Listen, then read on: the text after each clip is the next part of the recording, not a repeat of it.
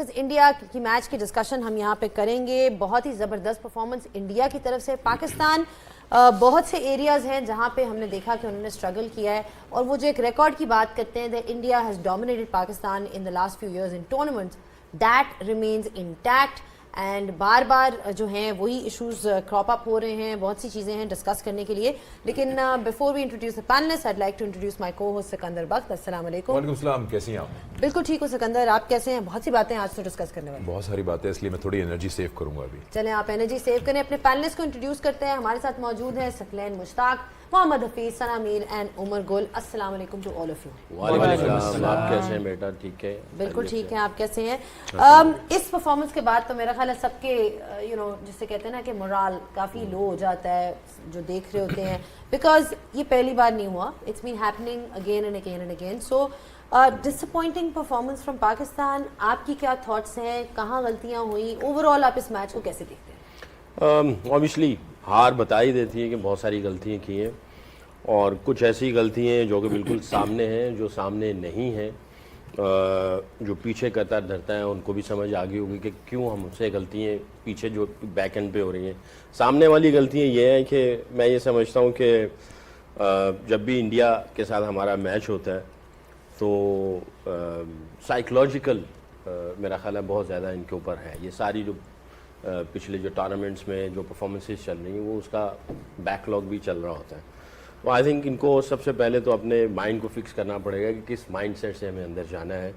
Clarity of everything role है या clarity of execution है, किस तरीके से एग्जीक्यूट करना है, अपना पोटेंशियल जो है उस पोटेंशियल पे कैसे खेलना है। मैं ये समझता हूँ आज के मैच में हमने अपने पोटेंशियल पे खेला ही नहीं है। जिस पोटेंशियल पे आप हैं, जिस पोटेंशियल पे आपने परफॉर्मेंसेस दी हुई हैं, उससे आप ब्लो रहे, बहुत ही ब्लो परफॉर्मेंस की है आपने। आई थिंक सलमान को उसने बड़ी दिलेरी की कि उसने जो आज बॉलिंग की, इतनी अच्छी बॉलिंग की उसने। 2 ओवर, भाई तुम 4 ओवर कर सकते हो, 4 ओवर करने चाहिए थे। और ये ऐसी पिच थी जिसके ऊपर फिंगर स्पिनर को और लाइन और लेंथ का कंट्रोल मिलता है, और ऐसी पिच के ऊपर गेंद जो है ना वो अच्छा ग्रिप हो रहा है, तो आपको 4 ओवर करने चाहिए थे। और मैं गिला करूंगा स्पोर्ट्स स्टाफ से भी, अगर कोई बॉलिंग कोच था या हेड कोच था, उसको पीछे से इंडिकेशन रिमाइंडर कॉल्स चलते हैं, रिमाइंडर मैसेजेस आते हैं कि यार अच्छा कर रहे हो, कर सकते हो, थोड़ी सी एश्योरेंस मिल जाती है। कैप्टन को भी पीछे से अगर कोई हल्का सा मैसेज आ जाता है कि यार बहुत अच्छा लग रहा है, एनालिस्ट बता सकता है कोच को, कोच उसको जाके बताओ ओके यार अच्छा लग रहा है, तुम कर सकते हो। ये ना हो कि तुम किसी और सोचों में चले जाना। दूसरी चीज़ ये है कि शाहीन चलो ठीक है उसका पहला ओवर अच्छा नहीं गया, मैं ये समझता हूँ। और वसीम अकरम को मैंने देखा, वो जब भी कभी किसी बड़े बॉलर का अगर 1 ओवर ख़राब होता था, उसको बताने के लिए कि मुझे तुम पे यकीन है, तुम मेरे प्राइम बॉलर हो, उसका 1 ओवर पावर प्ले के बाहर 1 ओवर और करवाना चाहिए था रिगार्डलेस, ताकि उसको थोड़ा सा और कि भाई तुमने आज का दिन है और तुमने जिम्मेदारी लेनी, तुम फ्रंट पर हो। उसको 1 ओवर वहां पे करवाते रादर देन पूरा आखिर वाला ओवर करवाना। अगर वो अच्छा होता तो 1 और ओवर करवा देते और एक आखिर में एंड में ले जाते। ऐसे करना चाहिए था टैक्टिक्स के एतबार से। जब आपके बड़े खिलाड़ियों के या बड़े बॉलर्स के कॉन्फिडेंस थोड़े से लो होते हैं ना, तो ओवरऑल पूरी एनर्जी नीचे से निकल जाती है। तो आपको उनको हमेशा फ्रंट लाइन पे ही रखना है। ऐसा नहीं है कि आपको फ्रंट लाइन से हटा के आप उसको बैक फुट पे रख दें। वो फ्रंट पे ठीक है, 1 ओवर हुआ गया निकल गया, उसको 1 ओवर और करवाना चाहिए था। उस्मान को बहुत लेट कर दिया, उसको ले आना चाहिए था। उसको 4 ओवर मुख्तलिफ स्पेल्स में करवा देते, 6 ओवर के बाद 7वां करवा देते, कुछ इस तरह कर लेते, स्ट्रैटेजी करते आउट ऑफ बॉक्स। ये नहीं कि उसको फिक्स कर दिया कि भाई आखिर के 4 ही करने। फिक्स नहीं करना, क्योंकि हम फिक्स किसी चीज़ को कर ही नहीं रहे। क्या हमने ऐसी एक्सरसाइज पहले की थी? नहीं की थी एक्सरसाइज। तो अगर पहले एक्सरसाइजेस की हो तो फिर आप करते हैं। अगर आपने एक्सरसाइज नहीं की हुई तो आपका ये एक्सपेरिमेंट हो रहा है। तो आप एक्सपेरिमेंट पे उस टीम के साथ जो बहुत बड़ी राइवलरी है और आपको पूरी दुनिया कह रही है, और ESPN के ऊपर भी ये चल रहा था कि 78% जो है वो इंडिया के हक में है और 22% पाकिस्तान के हक में है, सबको पता भी है। तो ये परसेंटेज इस तरह चल रही है। तो आप ऐसा नहीं कर सकते हैं। आप इतने बड़े मैच में एक्सपेरिमेंट नहीं कर सकते हैं। आप बिल्कुल श्योर 100% होके जाएं। अगर आप एक्सपेरिमेंट जा रहे हैं, आपका कोई हक नहीं बनता कि आप जीत सकें। तो आई थिंक हमारा स्टार्टिंग इशू है ही है। जब भी इंडिया के खिलाफ खेलते हैं, चाहे बैटिंग करें बॉलिंग करें, we don't know how to start, किस तरीके से स्टार्ट करना है। जैसे आपने ये जो पॉइंट किया, इट्स अबाउट यूटिलिटी। ये एक प्रॉब्लम हमने एशिया कप के फाइनल में भी देखा था कि बॉलर्स को कैसे यूटिलाइज करना है. Is there some kind of ambiguity या कंफ्यूजन विद रिगार्ड्स टू जब आपके पास इतने सारे ऑप्शंस हो जाते हैं? कहीं ना कहीं हम देख रहे हैं कि आगा उधर भी यही वाली बातें हो रही थी जब एशिया कप का फाइनल था कि जी शायद इस बॉलर को पहले लाना चाहिए था, शायद इस बॉलर को बाद में आना चाहिए था. आज शुरुआत तो हफीज आपकी, उन्होंने बात भी सुनी और आपने काफ़ी दिनों से कह रहे हैं कि उनको खुद बॉलिंग करानी चाहिए, उन्होंने कराई लेकिन उसके बाद वो वापस नहीं आए. देखिए बड़ा मुश्किल है सम अप करना, क्योंकि एक रिपीटेड सॉल्यूशंस हैं या रिपीटेड डिस्कशंस हैं जो हम करते हैं, फिर हम कुछ सॉल्यूशंस बताते हैं, अनफॉर्चुनेटली ना सुना जाता है और ना ही उसके ऊपर कहीं पे अमल होता नज़र आता है. तो एक रिपीटेड किस्म का प्रोग्राम है. आप भी वही बातें कर रही हैं जो शायद एशिया कप में, पिछले वर्ल्ड कप में आपने भी की हैं, और मुझे भी शायद उसी तरह के जवाब देने पड़ेंगे या और भी बहुत से लोग इसी तरह के जवाब देते होंगे. अगर मैं वेरी ऑनेस्ट अगर इस पूरे ओवरऑल सिनेरियो को सम अप करूँ तो हम इंडिया से बहुत पीछे रह गए हैं क्रिकेट वाइज, ये हमें मान लेना चाहिए. इसमें कोई हमें जो है ना वो आर नहीं होनी चाहिए मानने में कि हम पीछे रह गए. हमारी डेवलपमेंट पीछे रह गई है, हमारी overall product as a cricketing nation हम लोग उनको कम्पीट नहीं कर रहे, क्योंकि उन्होंने अपने स्टैंडर्ड्स बहुत हाई किए हैं. उन्होंने अपने जो रिप्रेजेंटेशन टू इंडिया है उसको, मैंने पहले बात की कि उन्होंने सेट कर दिया है कि हमने ऑस्ट्रेलिया को ऑस्ट्रेलिया में जाके हराना है, हमने इंग्लैंड को इंग्लैंड में जाके हराना है, तभी हमें कंसिडर किया जाएगा. हमने ये स्टैंडर्ड सेट नहीं किए. इस मैच को अगर मैं देखूं तो टेक्टिकल ब्लंडर्स हैं. कोई एक चीज़ अगर मैं मेंशन करूं तो बड़ा मुश्किल है, मुझे 50 चीज़ें मेंशन करनी पड़ेंगी, लेकिन टेक्टिकली ब्लंडर्स लगे. जो पुअर रिसोर्स, जो आपके जो रिसोर्सेज थे उसकी पुअर यूजेज थी, किसी जगह पे उसकी राइट टैक्टिक्स के थ्रू उसको इस्तेमाल नहीं किया गया. जब टैकी पिच होता और वहाँ पे फिंगर स्पिन के रिप्स की वजह से बॉल का ग्रिप मिल रहा है, तो आपने खुद 2 ओवर किए, उन 2 ओवर में आपने अभिषेक आउट कर दिया. You have watched it is getting a little bit extra turn, there's something in for the finger spinner. आपने 2 ओवर में 10 स्कोर दिए और आपकी दूसरे ओवर की आखिरी गेंद के ऊपर टॉपेज लगता है ईशान किशन का. अनफॉर्चुनेटली वो ऐसी जगह पे गिरता है कि वहाँ पे कोई फील्डर नहीं है. बट यू शुड अंडरस्टूड कि अगर मेरे 2 ओवर में मुझे 10 स्कोर हुआ है और मैं बेहतर बॉलिंग कर रहा हूँ, 2 लेफ्ट हैंडेड बैट्समैन खेल रहे हैं, why I am not bowling the third over, why I am bringing a mystery spinner who's not getting anything from that pitch. तो जब मेरा अच्छा चीज चल रही है, मैं तीसरा ओवर कर दूं, मैं चौथा कर दूं, फिर छठा ओवर आप साइम अयूब से करवा रहे हैं. Not understandable to me. आप अपने सबसे मेन बॉलर को लेके आएंगे या आप ऐसे बॉलर को लेके आएंगे जिससे बॉल सही तरह नहीं गिरता. He is okay but he is not a main bowler. फिर मुझे इससे ज्यादा तकलीफ हुई कि छठे ओवर में मैंने देखा माइक हेसन ग्राउंड के अंदर आए. I thought may be tactically कुछ ऐसी बातें होती हैं जो आप आके बताते हैं और उसमें कोई अमल दरामद या प्लान चेंज किया जाता है. मुझे लगा कि यार मैं और गुल इकट्ठे मैच देख रहे थे, मुझे लगा कि शायद इस वक्त चले अगर छठे ओवर में नहीं लेके आए तो स्ट्रेट अवे, क्योंकि उनके 6 ओवर में 47 रन थे और मैच हमसे दूर होता जा रहा था, क्योंकि ईशान किशन बहुत अच्छा खेल रहे थे. मुझे लगा कि यार यहाँ पे उस्मान को लेके आएंगे, क्योंकि समहाउ दिमाग में तो उनके मौजूद है ना. ही बोल्ड फैंटास्टिकली वेल. उस्मान ने बहुत शानदार बॉलिंग की है, उसने अपना हक अदा किया, जो उसके मुतालिक खाइब बनी हुई थी उसके मुताबिक ही बॉलिंग की, लेकिन उसकी यूजेज गंदी थी. उसकी यूज करने के लिए अटैकिंग माइंडसेट नहीं था. वो 10 ओवर के बाद आया, 9 ओवर में मैच खत्म हो चुका था. ईशान किशन ने 8.4 या 5 ओवर में जब वो आउट हुए उससे पहले मैच खत्म कर दिया हुआ.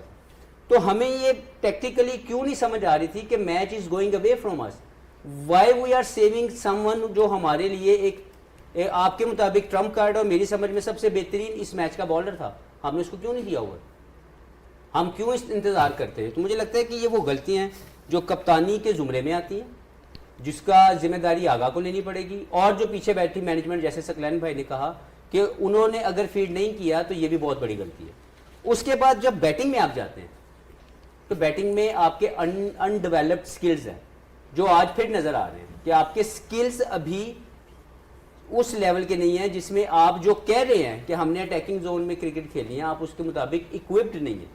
आपने अपने शॉर्ट रेंज रेडी नहीं किए हुए, और जैसे ही आप उसको करने की कोशिश करते हैं आप दूसरी टीम के टैक्टिक्स को नहीं मैनेज कर पाते. तो मेरे नज़दीक ये वो चीज़ें जो गलतियां हैं, लेकिन सोल्यूशन सिर्फ एक है, set your standards to beat Australia in Australia.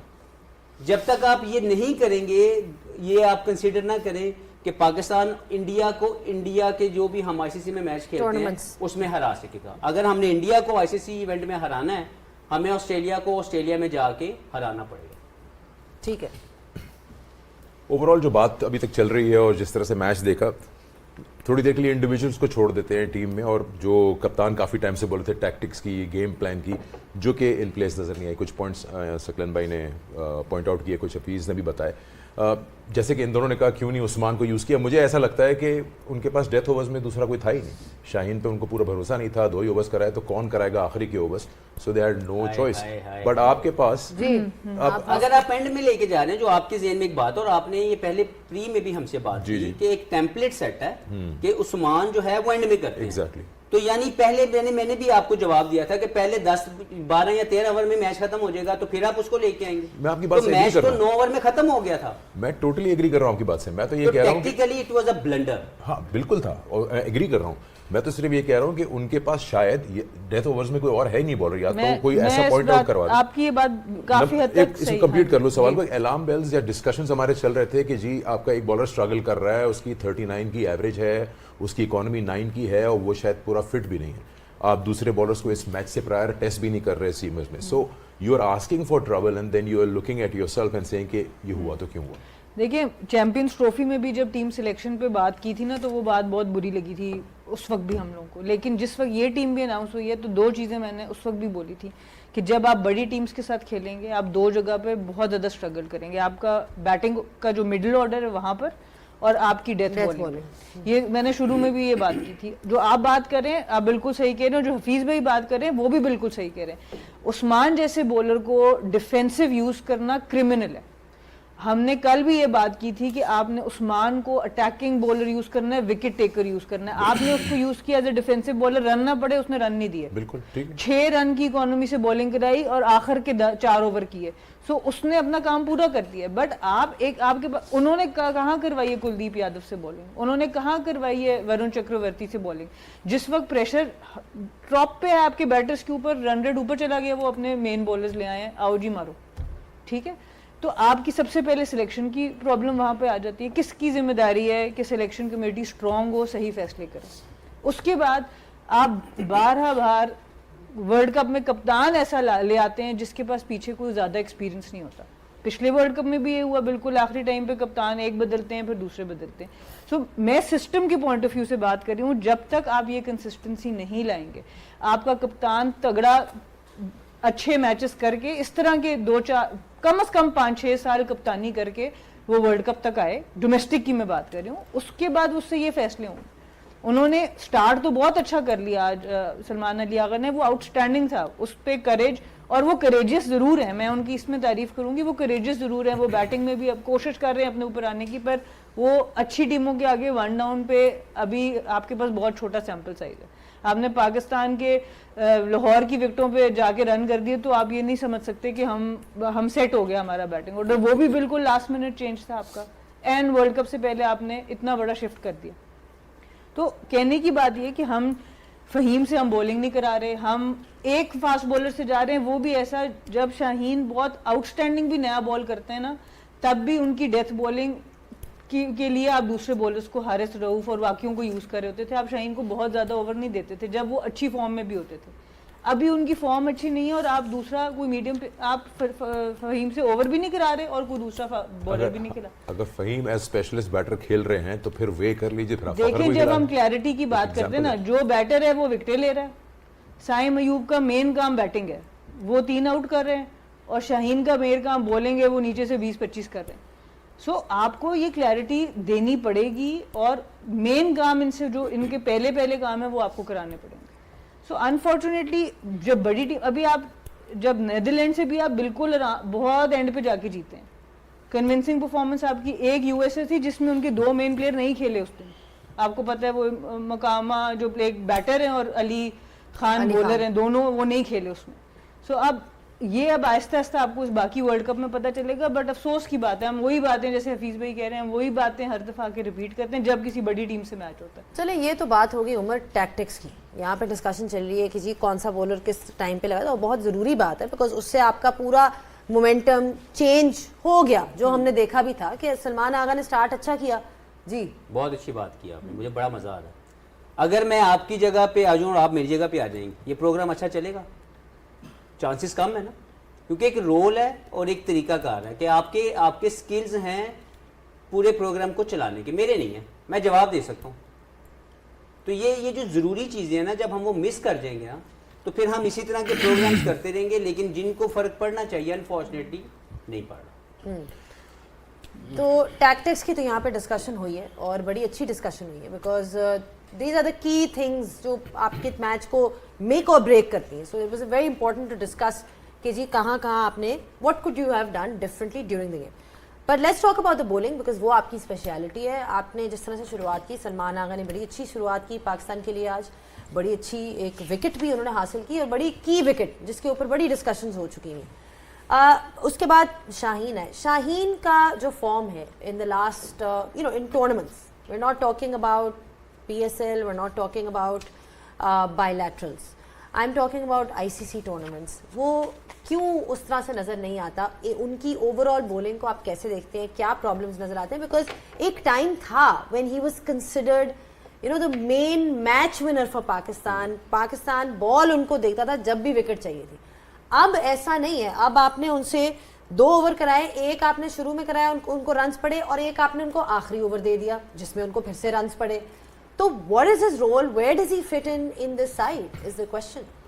देखिए, गलतियाँ तो हमने काफ़ी सारी की और काफ़ी सारे हमने डिस्कस भी की है, इसमें प्लानिंग भी है, आपके कोच का रोल भी है। जिस तरह हफीज़ ने कहा कि छठे ओवर के बाद जब पहले ड्रिंक हुआ उसके बाद आप आए हो, वहाँ पे आपने क्या मशवरा दिया क्या कैप्टन को? सम टाइम जिस तरह सेकी भाई ने कहा कि कैप्टन को समझ नहीं आई थी, कोचिंग स्टाफ जो बाहर जो मैनेजमेंट बैठा हुआ है उनका रिस्पॉन्सिबिलिटी कि वो कैप्टन को रिमाइंडर दे दे कि कौन से बैट्समैन खेल रहे हैं, इसके लिए मैचअप क्या हो सकता है, वो गलती हमने की है। फिर आपके जो जिसको आप कह रहे थे कि ट्रम्प कार्ड है हमारा उस्मान, उसको आप लेट लेके आए, 11वें ओवर में आप उसको खिला रहे हो, जिस तरह बॉलिंग दे रहे हो। हमने पहले ही कहा था कि इसको आपने ऐसे यूज़ करना है कि बाकी बॉलर उसके सराउंडिंग में बॉलिंग करे, वो गलती आपने की है। फिर आपने शाहीन की बात कर रहे हैं कि वो क्यों नहीं आउट कर रहा। ऑब्वियसली उसकी फॉर्म अच्छी नहीं है और उसको हमेशा से एक तो उसके रिदम का मसला है और उसको अभी ख़ुद वो उस कॉन्फिडेंस में नहीं है और वो हमेशा तब परफॉर्म कर रहा था जब उसको पहली ओवर में एक आध विकेट मिलती थी या दूसरे ओवर में,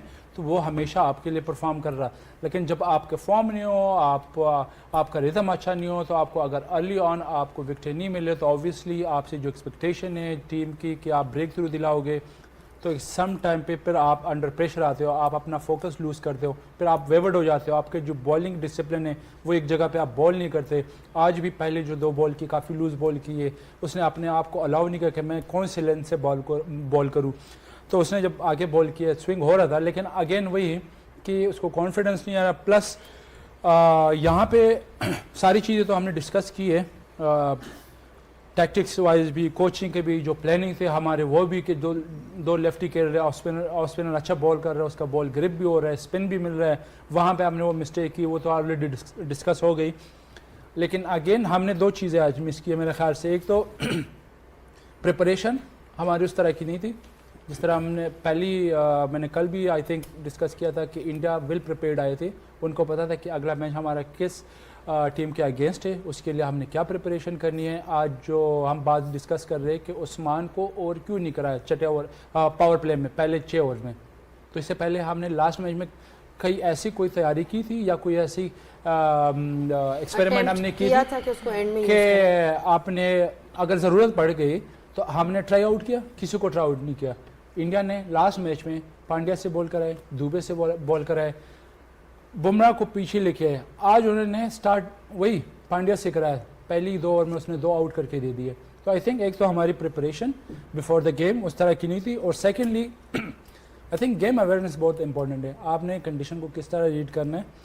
ऑल दो अगर आज उनकी आप देख भी ले, जो डॉट बॉल रेशो इंडिया की 36%, हमारी है 51, वो तो हम खैर पहले जो पावर प्ले था 6 ओवर में मैच एक साइड पे हो गया। उसकी बात मैं इसलिए कर रहा हूँ कि आपके टैक्टिस तिलक वर्मा, सूर्या कुमार यादव अपने नेचर के अगेंस्ट खेले, क्योंकि जो कंडीशन थी वो आपको अलाउ नहीं कर रहा था। जो सेट बैटर था और जिसके बल्ले पे बॉल आ रहा था, तिलक वर्मा उसको सिंगल देख के वो हिट कर रहा था, क्योंकि वो अच्छी फॉर्म में था, ईशान किशन की बात कर रहा हूँ, वो उसको यूटिलाइज़ कर रहा था, सिंगल डबल वो कर रहा था। फिर जब सूर्य कुमार आया तो उसको भी पता था कि जाते ही यहाँ पे हिट नहीं लगेगी, आपको टाइम लेना है, तो वो भी अगेंस्ट अपने नेचर के अगेंस्ट खेला। तो सम टाइम आपके जो गेम अवेयरनेस है या कंडीशन को रीड करना, ये भी बड़ा इंपॉर्टेंट है। आई थिंक हम काफ़ी चीज़ों में हम ले कर रहे थे, और जो सबसे इंपॉर्टेंट एक चीज़ थी कि हमने अपने आप को अलाउ नहीं किया, स्पेशली बैटर ने, कि थोड़ा हम डीप चले जाए, थोड़ा सा अपने आप को मौका दे, थोड़े से बॉल खेले, उसके बाद में भी एक आध इनिंग्स एक आध पार्टनरशिप हमारी ऐसी लगे कि जहाँ पे हम इंडियन बॉलर को अंडर प्रेशर करें। हमने वो मौका दिए नहीं उनको। मैं ये थोड़ा सा है जा रहे हैं, ब्रेक के बाद कर लेते हैं बात। एक छोटा सा ब्रेक लेते हैं, ब्रेक के बाद डिस्कशन को जारी रखेंगे। अभी तक क्रिकेट के रिवायती हरीफों पाकिस्तान और भारत के दरमियान आने होने वाले हाई वोल्टेज मुकाबले से कबल शायकीन क्रिकेट के लिए बड़ी खुशखबरी सामने आ गई है। जराये के मुताबिक कोलंबो के महकमा मौसमियात ने ऐलान किया है कि मुमकिना तूफानी बारिश का खतरा टल गया है और मैच के दौरान शदीद बारिश के इम्कानात नुमायां हद तक कम हो गए हैं। श्रीलंका के मैट ऑफिस के मुताबिक बादल रहेंगे, लेकिन मुमकिना तूफानी बारिश का खतरा टल गया है। ख्याल रहे, इससे कबल इत्तलात सामने आई थीं कि आज के पाक भारत मैच पर बारिश के गहरे बादल मुंडला रहे हैं। कोलंबो के मौसम के हवाले से की गई पेशगोई की गई थी। दिन के वक्त बारिश के इम्कानात तकरीबन 65% हैं और दोपहर के दौरान गरज चमक के साथ बारिश और घने बादल छाए रहने की तवक्को जाहिर की गई थी, जबकि रात के वक्त बारिश का इम्कान कम होकर 25% बताया गया था। इसके अलावा बताया गया था कि कोलंबो में मजमूई तौर पर मौसम मरतूब रहेगा और शुमाल की सिमत से तकरीबन 11 मील फी घंटा की रफ्तार से हवाएं चलेंगी। एक निजी मौसमियाती इदारे ने इतवार को कोलंबो में बारिश का इम्कान 93% तक बताया था, जिससे शायकीन की तशवीश में इजाफा हो गया था। अगर मैच बारिश की नजर हो जाता तो आईसीसी के कवानीन के मुताबिक कम अज कम 5 ओवर फी इनिंग्स का खेल होना जरूरी होता ताकि किसी नतीजे तक पहुंचा जा सके। अगर 5-5 ओवर का मैच भी मुमकिन न हो सका तो मुकाबला मनसूख करार दे दिया जाता। ग्रुप ए की सूरत हाल इस वक्त दिलचस्प है। भारत और पाकिस्तान दोनों 2 मैचों में 4-4 पॉइंट्स के साथ सरफहरिस्त हैं। ताहम बेहतर नेट रन रेट की बुनियाद पर भारत को बरतरी हासिल है। अगर मैच बारिश से मुतासिर होता तो पॉइंट्स तकसीम हो जाते तो दोनों टीमें एक मैच बाकी रहते हुए सुपर 8 मरहले के लिए क्वालिफाई कर जाएंगी। ग्रुप की दीगर टीमें, जिनमें अमेरिका, नीदरलैंड्स और नामीबिया शामिल हैं, ज्यादा से ज्यादा 4 पॉइंट्स तक ही पहुंच सकती हैं। मैच के मनसूख होने की सूरत में माली नुकसान भी एक अहम पहलू था। ब्रॉडकास्टर्स को इश्तिहारात की मद में भारी नुकसान उठाना पड़ सकता था, क्योंकि पाक भारत मैच को दुनिया भर में सबसे ज्यादा देखा जाता है। मुकम्मल वॉशआउट की सूरत में अमूमन शायकीन को टिकटों की रकम वापस करना पड़ती है, जिससे श्रीलंका क्रिकेट को गेट रीसेट्स की मद में नुकसान हो सकता था। यूं बारिश की सूरत में तमाम स्टेक होल्डर्स को माली धचका लगने का खदशा था।